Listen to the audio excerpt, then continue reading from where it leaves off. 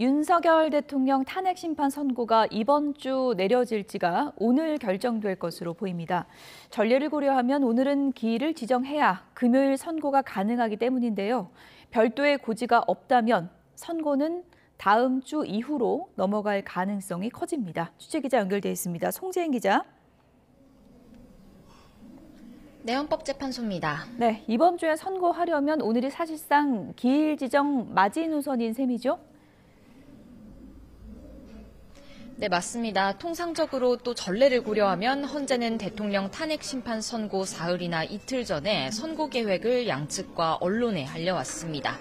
이 때문에 이르면 어제 기일을 지정하고 목요일이나 금요일에 선고가 내려지지 않겠느냐는 관측이 컸는데요.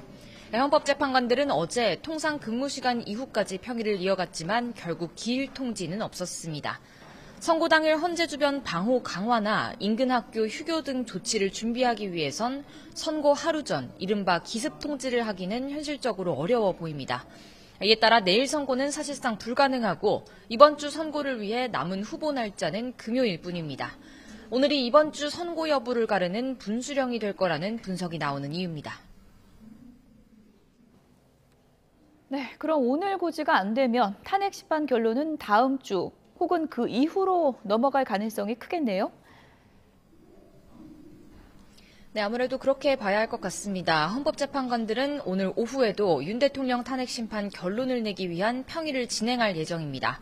저녁 무렵까지 선고 기일이 공지되지 않으면 선고는 다음 주 이후로 사실상 넘어가게 됩니다.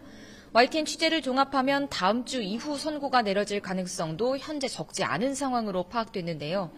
재판관들의 논의가 길어지고 있긴 하지만 일부 사설 정보지, 이른바 지라시에서 주장하는 것처럼 재판관들 사이 인용과 기각, 각하 결론 자체가 갈리는 게 원인은 아닌 걸로 보입니다. 결론 의견을 구두로 공유하는 판결 자체가 아직 이루어지지 않았기 때문인데요. 현재로서는 박근혜 전 대통령 때처럼 선고 당일 직전보다는 며칠 전 미리 판결을 진행할 가능성이 큰 것으로 전해졌습니다. 네, 지금 현재 중요한 과제가 또 하나 있죠. 한덕수 총리 탄핵 심판이요. 언제 결론 나올지 이것도 관심인데 어떤 얘기들이 나오고 있습니까?